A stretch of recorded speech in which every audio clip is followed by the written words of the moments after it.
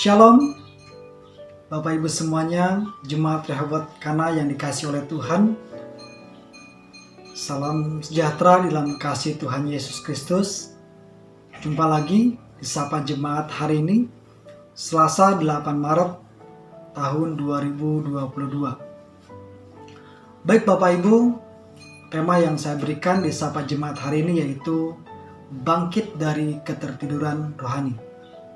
Mari Bapak Ibu, sebelum itu saya mengajak Bapak Ibu melihat terlebih dahulu di Kitab Wahyu pasal yang ketiga ayat 1 sampai ke 6, tetapi saya akan bacakan ayat 1 sampai ke 3 saja. Kepada jemaat di Sardis, dan tuliskanlah kepada malaikat jemaat di Sardis, inilah firman Dia yang memiliki ketujuh roh Allah dan ketujuh bintang itu. Aku tahu segala pekerjaanmu, engkau dikatakan hidup padahal engkau mati. Bangunlah dan kuatkanlah apa yang masih tinggal, yang sudah hampir mati.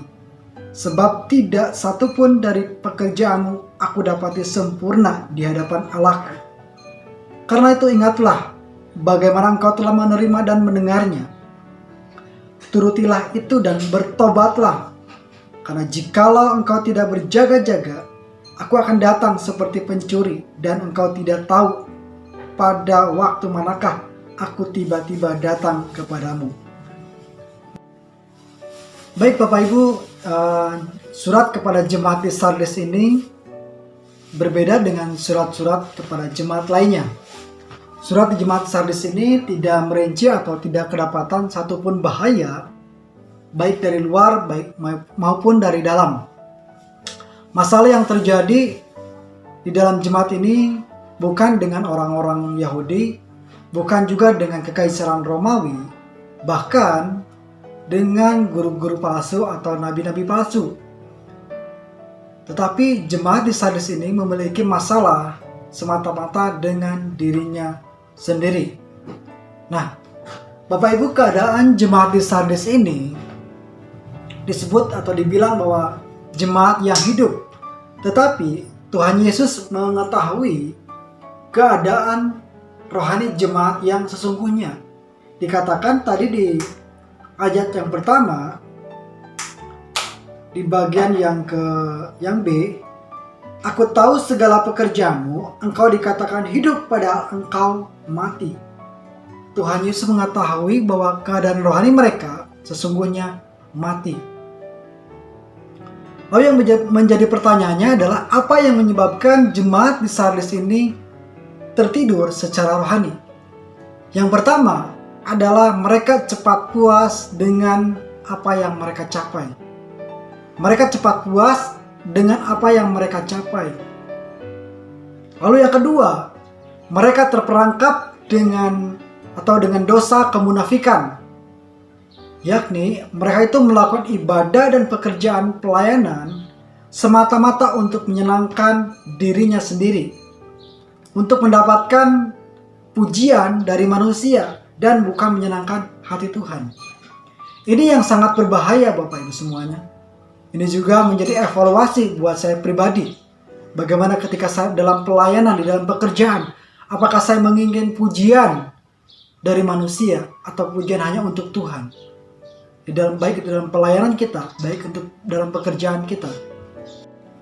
Nah Bapak Ibu, kalau kita membandingkan di dalam kitab Matius pasal yang ke-6 ayat 1 sampai dengan ke-2, Tuhan Yesus juga mengecam tentang kemunafikan. Mari kita melihat dulu di dalam Matius pasal yang ke-6 ayat 1 sampai dengan ke-2. Firman Tuhan dikatakan seperti ini, ingatlah, janganlah kamu melakukan kewajiban agamamu di hadapan orang, supaya dilihat mereka. Karena jika demikian, kamu tidak beroleh upah dari Bapamu yang di sorga. Jadi apabila engkau memberi sedekah, janganlah engkau merencanakan hal itu, seperti yang dilakukan orang-orang munafik di rumah-rumah ibadah dan di lorong-lorong, supaya mereka dipuji orang. Aku berkata kepadamu, sesungguhnya mereka sudah mendapat upahnya.